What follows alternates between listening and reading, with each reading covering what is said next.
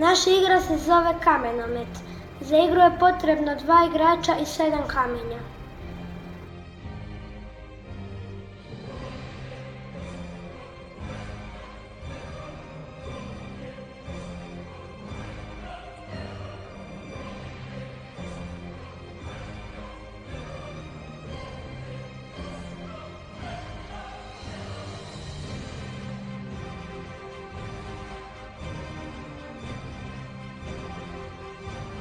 Potrebno je označiti kamenje da svaki igrač ima po 3 kamenja.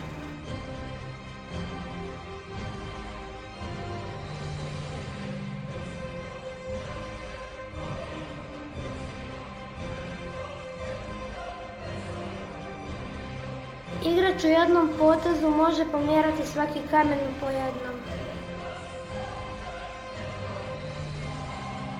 Endendini savarakatini savarakatikatak bijam bajam buf, trif traf truf. Cilj je ubaciti neoznačeni kamen u protivnički gol.